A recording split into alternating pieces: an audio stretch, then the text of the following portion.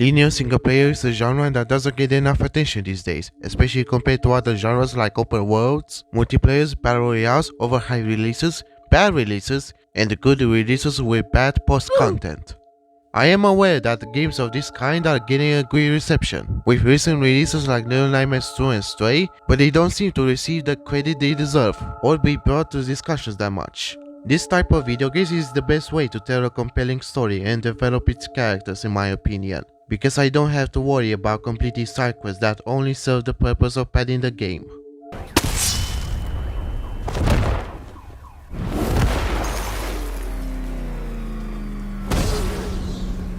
Disappointed! 2022 gave me faith for the future of this genre, not only because we are getting a lot of new single-player games like God of War Ragnarok, Callisto Protocol, Alan Wake 2, Star Wars Jedi Survivor, Resident Evil 4 Remake to name a few, but because I have played a 3-year-old game, which makes me feel bad for not playing when it initially came out. With A Plague Tale Requiem coming out this October, I figured it was time to talk about my personal favorite game of 2019, A Plague Tale Innocence.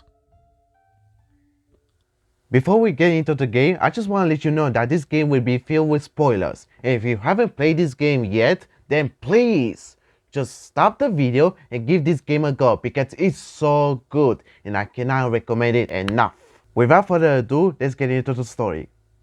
A Plague Tale Innocence is a story-driven video game made by a French company called Asobo Studio and published by Focus Home Interactive. The story follows a teenage girl named Amicia the Rune who goes hunting along with her father Robert and her pet Leon to train with her sling. After finishing the test with the sling, Amicia's dog goes on a hunting process and they spot a pig which will be used as their prey. Amicia fails to put the pig down, Leon follows her in the dark woods, she finds the pig killed by something unfamiliar, and she finds her dog who unfortunately dies by being dragged into this hole on the ground.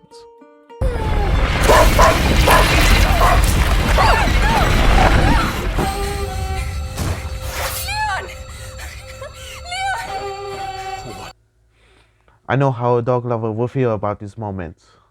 Amicia and her father return to their home and Robert tells his daughter to go and check on her mother and brother. Amicia finds her mother Beatrice working on something for her son. She sees danger happening outside and she tells her daughter to keep an eye on her brother Hugo. It's me. Your sister? Amicia? Hello. Amicia and Hugo do not know each other very well due to the fact that their mother kept her son very sheltered because according to her, Hugo is possessing a very strange illness. After Amicia introduces herself to her brother, she sees the village getting attacked by an English army called the Inquisition, and her father gets captured. The Inquisition is led by this armored warrior named Lord Nicholas, and his objective is to capture Hugo the Rune. Because he refused to answer his question properly, Nicholas ends up killing Robert. The siblings avoid the guards through the whole house until they reunite with their mother in the back exit. She helps them sneak up in the courtyard until they meet up with one of the merchants of the village. Beatrice tells Amicia to take her brother to a doctor named Laurentius, while she stays behind to buy them some time, even though it didn't seem necessary because the merchant was going to keep Nicholas busy himself, but she got what she asked for. Anyways, the siblings make a run through the forest, they get spotted by the English soldiers, and there's something strange in the woods that attacks the soldiers, thus giving Amicia and Hugo a chance to escape through a river.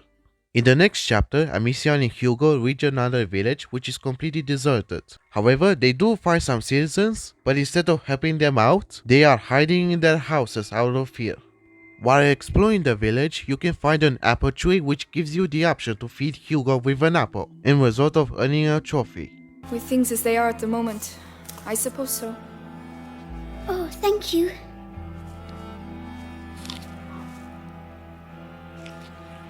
This is probably the most adorable trophy I've ever achieved in a video game, but we'll talk about their relationship later. When Amicia and Hugo reach the downtown, they witness a burning execution for two villagers set up by this guy named Conrad. Conrad spots the siblings, he quickly blames them for what happened to his village and orders his people to put them out of the misery. The siblings make a run for it until they are rescued by an old woman named Clervy, who isn't hostile towards them. Clervy tells them that the village was destroyed by a plague, which is the reason why Conrad and the others want Amicia and Hugo dead, and she offers them new clothes that belong to her grandchildren, who are dead unfortunately. The old woman notices that Amicia is possessing a sling weapon, and she offers her a workplace in which she can upgrade it with certain materials. After showing her upgraded sling to Clervy, Hugo starts making little sibling stuff. What on earth are you doing? Put that mallet down. Are you stupid or what? I am not stupid. Don't shout. Children, that's enough noise. I want to see Mummy. Shut up. You're going to get us killed. Mummy will protect us. That's enough. I want to see Mummy. Mummy is dead, Hugo. You'll never see her again. Or Daddy. Amicia. You're lying. They were killed at the house. Both of them. So shut up. Lying. I hate you. This entire scene is absolutely amazing because as a brother of one normal sister, two half-sisters, and a step-sister, this is completely accurate for what a little sibling would act like. I remember being such a little shit who would get upset about anything, scream at my sister, and cry for being screamed at. Fortunately, I grew up and me and my sister get along very well in our recent age. She's one of my subscribers of this channel, go figure. The sibling relationship between Amicia and Hugo is so natural and very well written. I don't think I've ever seen a depiction of a sibling relationship so accurately done in a video game before. They make me feel so bad for not being such a lovely brother in my young days. I mean, there's even a collectible system in which Hugo finds flowers and intends to place one of them on Amicia's head for pleasure. They're carnations. We had some in my herbarium, but those ones are prettier. Hugo, we have to keep moving. Wait, come here. What? It will protect you, and is pretty too. Oh. All right. Now we can go. Thank you, Hugo. You're welcome. This does nothing but make my heart melt towards the ground for how cute it is. The actresses did such an outstanding job for delivering such performance. Anyways, back to the story. Amicia and Hugo are having an argument, and Hugo decides to run away due to Amicia telling him that their mother is dead. Hugo refuses to listen to her sister as she is chasing him around the town. He gets caught by an angry villager, but Amicia comes to the rescue and she had to do a very hard decision. I didn't want to. Amicia! After her first time taking someone's life, Hugo gets caught again but by Conrad this time in front of a church, and he apparently had the time to suit up with some armor so we can have our very first boss fight. In the end, Amicia manages to take Conrad's helmet off and she puts him down with a rock thrown to his face. Hugo regrets what he has done and sticks with his sister in the end. The siblings enter a church. They find a priest who recognizes Hugo from his family pendle, and he helps them go through a building infested with something way worse than a human army.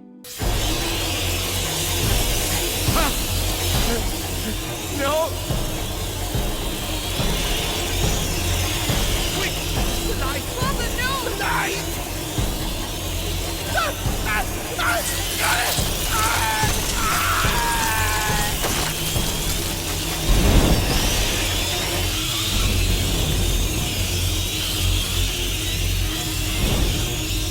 The first time I seen this cutscene, it caught me off guard because I never thought I would see something that is more of a rat than Michael Bell from Red Dead Redemption 2. When I played this game in a blind playthrough, I didn't know any details about it. I just knew it was a story-driven game. And seeing rats being an anime aspect for this game is something that we barely see in video games. I honestly think being devoured by rats is a lot worse than being devoured by zombies, because you can feel the pain in every single part of your body. Fun fact, Asobo Studio is the same gaming company that worked on several licensed Pixar video games back in 2000s, like Toy Story 3, WALL-E, Up, and a game from my childhood, Ratatouille on PS2. I played this game a lot when I was a toddler. It took me a few years to actually complete the main story, because I thought this game was very scary in some aspects. Just look at these game over screens.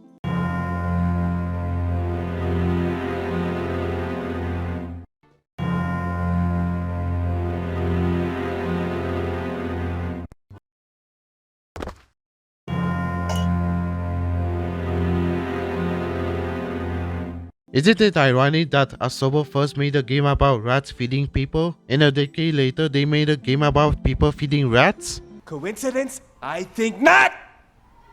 Anyways, the building is getting infested with deadly rats, and it's revealed this is where the plague was coming from. Not to mention, these are what killed the English soldiers when Amicia and Hugo were escaping their home. The priest gets devoured by rats because for some reason, even though he knew about the rats, he didn't stay close to his light in case they would ambush him.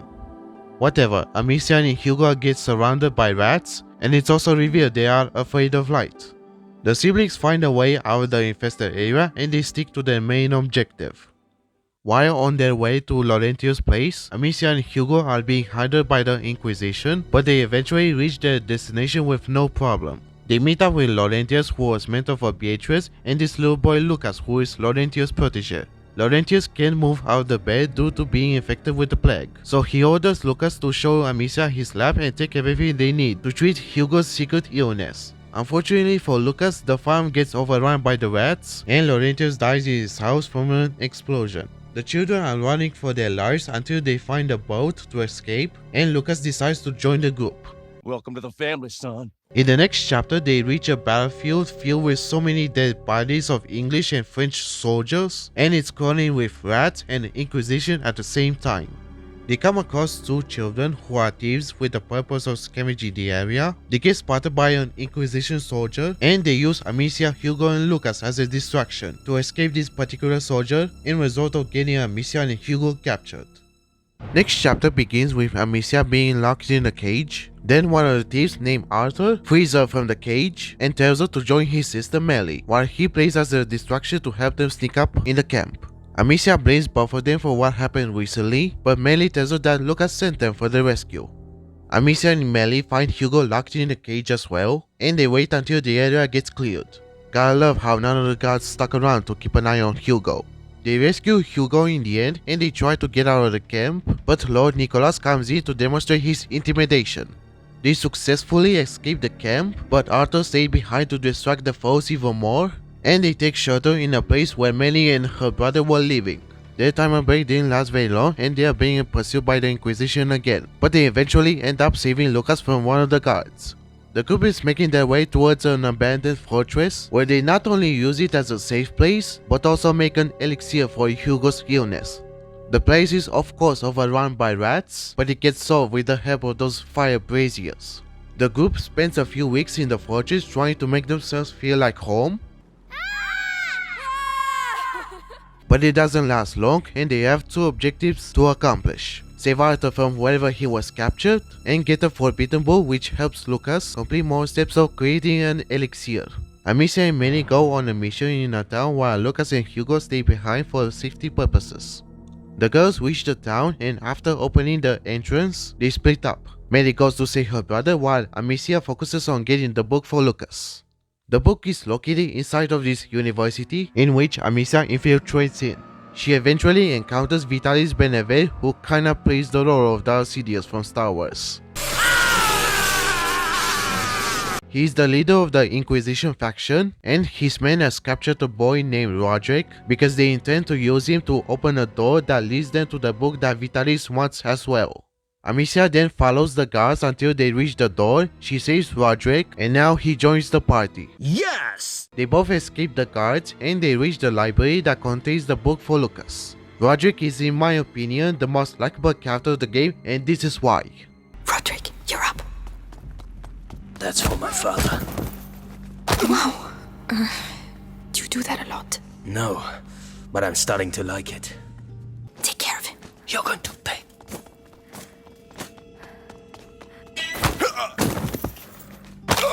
The guard. Count on me.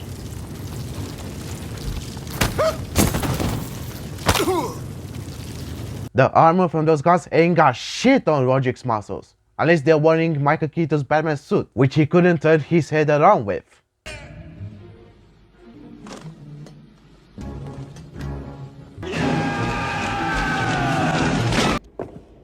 Shall we dance? They succeed in gathering the book and come back to the castle in one piece. The group is spending more weeks making a living in their home castle, and while Lucas is making progress with the elixir, he still needs an ingredient to finish it out according to the book. Manny and Arthur have finally reunited off screen. They give Amicia the news that her mother Beatrice is actually alive, so it's confirmed that the one who got stabbed onto the door was the merchant of their village. Amicia chooses not to tell Hugo about their mother, but despite her best to keep this a secret, Hugo eavesdrops her and only finds out. The next chapter begins with Amicia and Lucas going back to the ruined residence to find Beatrice's research for the elixir, and the place is crawling with rats everywhere, thus giving Amicia a hard time to think about her home village. She and Lucas eventually approach the corpse of Amicia's father Robert, and it seems like we're going to have a heartbreaking moment in which Amicia gives him a proper burial, right? Yeah, about that.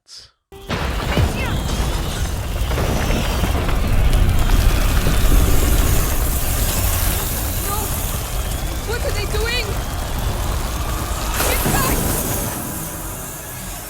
The rats have found themselves a room for dinner, and I ain't talking about Elden Ring. Don't trust the police, no justice, no peace. They got me face down in the middle of the street. The rats mercilessly took away Robert's corpse to eat him completely, and all of a sudden, the rats started doing a tornado move which helps them overcome their fear of light. However, they are still weak towards the fire, so Amicia can just use her sling with no problem. Amicia and Lucas eventually found Beatrice's secret place of research, and they finally reached the point in which the elixir is finally finished. With this done, it also looks like the elixir is preventing the rats from eating these kids, which is quite interesting. They come back to the castle and they finally cure Hugo's illness. The siblings take a nap together, and the next morning, because Amicia lied to him about their mother, Hugo decides to run away and save Beatrice on his own. Instead of sticking together, Amicia decides to split up from the group and fight her brother alone for some reason. Then she goes on a nightmare sequence in which she goes through so many locations she has been through before and approaches the characters that she met up with throughout her journey. There are instances in which she meets up with these characters again and they tell her how much she sucked as a sister/protector for Hugo. Then in the last part, she thinks she saved Hugo from just 2 soldiers, but Hugo runs away again thinking he hurt his mother, and Amicia ends up witnessing Nicholas taking Hugo away. Next chapter begins with Hugo being taken by the Inquisition for real, and they put a needle in his arm to absorb his blood that contains his weird illness. I don't think I said before what kind of illness Hugo had in his body that kept him sheltered for a few years, so my apologies for the delay. Here's the explanation. Hugo has this ancient curse called macula that runs in the bloodlines of certain families, and it has awoken in Hugo's blood particularly. This disease causes him to have a fever, headaches, and some supernatural abilities, which is why the Inquisition was after him. Vitalis possesses macula as well, and he wants to be injected with Hugo's blood so he can have the power of controlling the rats in order to stop the plague. Just FYI, I'm not the best when it comes to explaining the lore of these type of games, but I hope it makes it clear for everyone who didn't understand what was going on. Back to the story, this chapter is having us play as Hugo, and you know what that means? A forced stealth section. If you get spotted, it's an instant game over. I don't mind this level very much, but it's definitely not the best because it kinda slows the pacing a little bit. Hugo gets out of his cell through this convenient furniture that leads into another room, and does whatever it takes to save his mother. He has no choice but to follow Nicholas, who is going to interrogate her in order to reach her location. Following Nicholas is probably my favorite part of this level. I love how he walks and talks about just trying to do the right thing, even though he made some evil decisions. Why does she keep resisting like that? We have the same goal. We both fight the plague. Only our methods differ. Her daughter is making the same error. Hugo reunited with his mother, and she tells him to concentrate so he can unlock the ability to control the rats in order for them to escape the Inquisition. It didn't last very long, and they get trapped in this room in which Vitalis is ordering his men to kill Beatrice. Hugo doesn't allow them to do it, and he uses the rats to kill those guards. Vitalis is impressed by Hugo's abilities. He decides to lock Beatrice again, and he is going to use Hugo for something very cool, and the chapter ends. We go back to Amicia, who suffered through that nightmare, and she was brought back to the castle by Manny and Arthur. She's too upset to talk and demands to be left alone in despair. Then there's a time skip? Apparently, Amicia spent a month just living her life in this castle. That part always confused me because won't she have the idea that her brother is located in the same town where she infiltrated the university for Lucas's book? That is just weird. She and Arthur are doing their chores and they intend to lit up the braziers to make sure all the rats remain trapped in this pitfall. This is the only time we get to hang out with Arthur, who I think is the most underdeveloped character of the game compared to the others. He's the one who wants to leave the place, along with his sister, but Melly refuses his suggestion because she earned Amicia's trust. After lighting up all the braziers and covering this pitfall, this herd of rats are all of a sudden overflowing the hall and they overrun the entire courtyard. Amicia and Arthur are making their way back inside with Roderick, Lucas and Melly, but they are being confronted by someone who caused the rats to overrun the castle.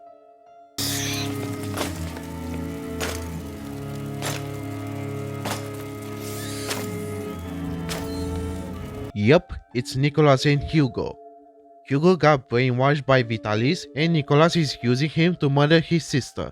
The group is making a run for it, but Amicia gets caught by Nicholas and he puts her in front of her brother so he can execute her for good. Hugo is resisting, but Nicholas keeps walking towards her and decides to do this himself. Arthur then saves Amicia from Nicholas. She tells him to make sure Nicholas stays dead and she's trying to apologize to Hugo for lying to him. Hugo is still upset towards his sister, but she takes a huge risk and decides to give him a huge hug. Both get surrendered by rats, but fortunately, Hugo has overcome his brainwashing and forgives Amicia. Unfortunately for Arthur, who witnessed all this instead of doing what he was told, he gets stabbed and killed by Nicholas. Then we have a boss fight with him. A sling is no use for him due to being fully armored, so their only option is to use the rats against him. They succeed in doing that, and they put Nicholas into the ground for good. After all this mess, the siblings are reuniting with the others. Melly finds her brother dead on the ground, and she wants to take down the entire Inquisition faction for good. Lucas agrees with her, and with the help of Hugo's power of controlling the rats, nothing can stop them. To the death. To the death. We begin the final chapter of the game where we go back to the certain town, which got fully infested with this strange rat goo, and they are doing whatever it takes to take down Vitalis and save Beatrice. Melly and Lucas get separated from the siblings and Roderick, and we have another section of Roderick snapping necks. That one's for you. You're finished. The guard. You don't need to tell me twice. Take care of him. Count on me. Let's go. I wish I was strong like that. Nate, you have an army of rats. That stuff just never gets old for me. Before they reunite with Melly and Lucas, you can explore this secret area in which Roderick finds his father's workshop burned to the ground and he gets devastated about it. I knew it. Roderick, what's going on? Where are you going? Let's go.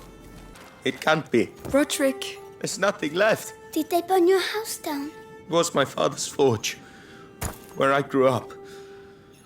It's where... I know how you feel. But you're still alive, and your roots, they can never take that away from you. You're right. I know who I am. Come on. We have to save your mother. You'll see. Mummy's lovely. We'll go together, and we'll find another castle. Fine by me. Because of this, Roderick volunteers himself to push this wagon alone in order to keep Amicia and Hugo safe from the archers, taking the risk of getting shot with arrows. Unfortunately, he does get shot. He leaves the cave for the siblings, and he grabs Hugo's hand as he bleeds to death.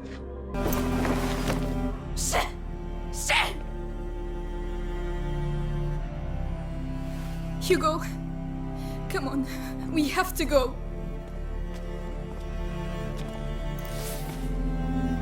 Why do likable characters always have to die? The group is moving forward, and Melly gets even more upset about their failure. I don't believe it. I don't believe it. This can't be happening. Melly, please. No. Those bastards have to pay. I'll make them pay. Amicia and Lucas convince her to not give up yet because they are very close to the chapel where they hold Beatrice. Amicia and Hugo take down all the soldiers on their way, the group makes it inside and they barricade the door. They finally confront Vitalis, who keeps Beatrice in a cage. He unleashes his supernatural abilities with his own army of rats, who are furless and ugly as fuck, and we get a boss fight with him. Amicia and Hugo are working together to kill Vitalis once and for all. Amicia avoids these giant waves of rats, and when Vitalis gets tired, Amicia orders Hugo to send his own wave of rats towards him so she can have a clear shot with her sling. Amicia finally puts Vitalis to sleep, and this chapter ends with Hugo glaring hysterically at his corpse as he is hugged by his sister. Do not worry, we're not done yet, because we have an epilogue chapter. 3 days have passed since they killed Vitalis, the plague has ceased along with the rats, and everything seems to be back to normal. Amicia and Hugo are walking through this village, preparing themselves for their next new life, and they return to their wagon where Lucas and Beatrice were waiting for them. Lucas decides to stick around with the siblings, while May decides to go off on her own since her brother was dead. The game ends with the group riding off into the sunset with a last shot of a sea, which is a setup for the sequel. With the story out of the way, let's talk about what I loved about it.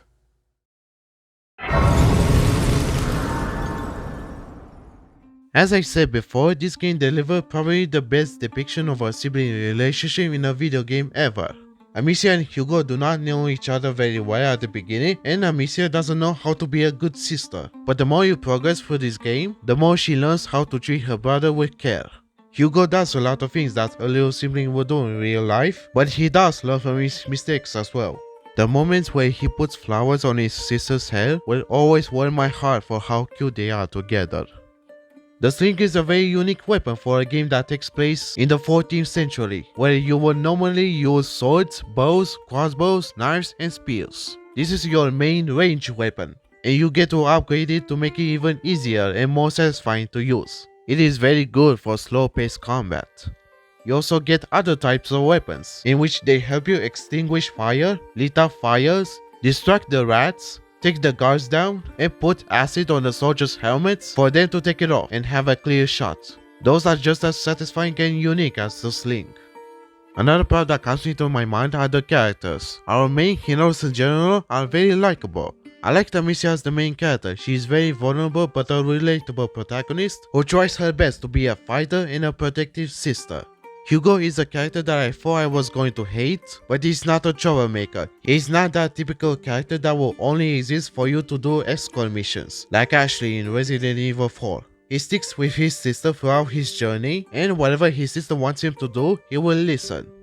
Lucas is like the main third character of this game, and despite all the things that happened to his whole life, he doesn't blame Amicia and her brother and sticks with them in the end. Mary and Arthur were kinda okay. I liked Mary a little bit more than Arthur because Arthur has very small screen time and he dies in a ridiculous way. Roderick is probably my favorite out of all the characters. I liked his backstory, he's a strong boy, and having him on my side just made the gameplay more satisfying.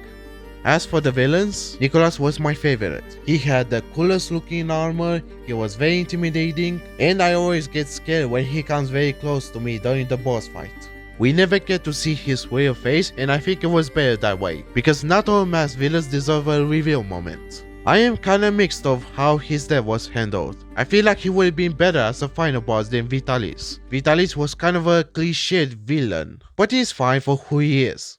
The game is paced very well. There aren't any levels that slows the game down for me, and it's not very long to complete the story. It takes like 6 hours to do it. You spend most of the game sneaking around, solving puzzles, exploring areas for supplies, and taking down soldiers. My favorite level of this game is Chapter 9 in the Shadows of Ramparts. Because you're going through this town taken over by the Inquisition and the rats, the location is very well designed, you have no one to protect but yourself, you witness a lot of dark moments, and he has a great balance of sneaky sections and puzzles. What makes this game very interesting is that despite having a look of a AAA title, this game was made by a team of only 40 people. That is just crazy and I love it. We can tell the team was inspired by The Last of Us from the way it plays and the way the characters were developed. Not gonna lie, I was concerned that this game would try too hard to use this inspiration, but they managed to pull it off very nicely. If you love The Last of Us or story-driven games in general, you will love this one as well. I also shouldn't forget that the soundtrack is absolutely breathtaking. The main theme of this game has stuck into my mind and it's very overlooked. The composer did an incredible job and deserves all the credit for his effort.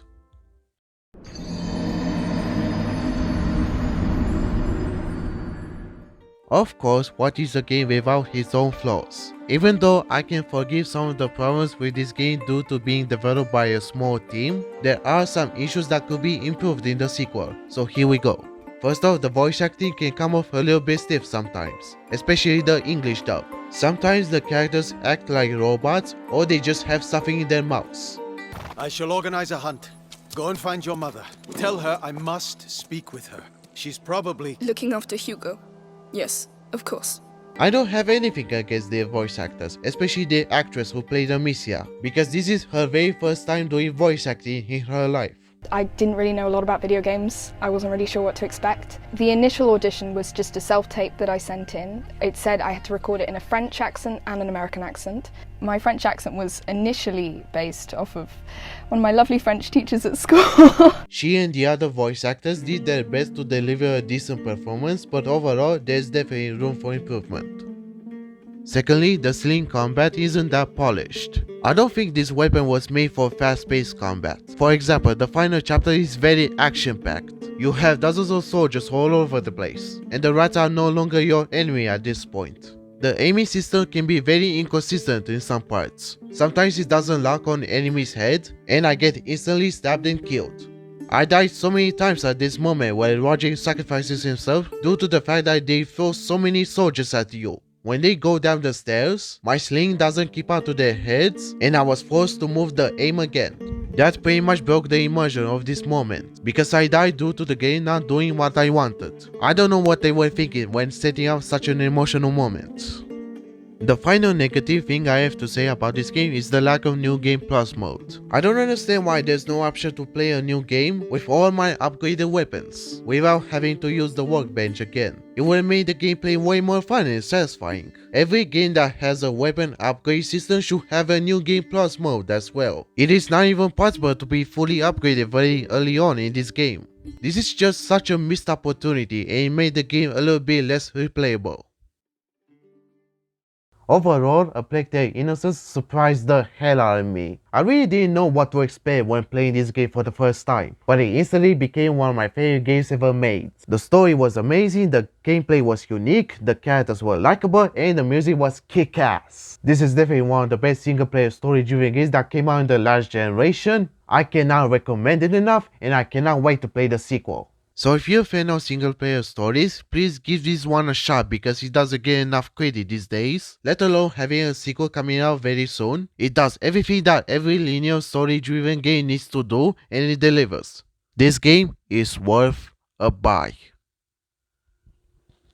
Thank you guys so much for watching this review. I've been wanting to do this type of content for a while, but I was kinda too busy with my life to do it. So here I am. If you want me to continue making more game reviews, make sure you give this video a thumbs up, subscribe to the channel for more content, and as always, thanks for watching, signing off.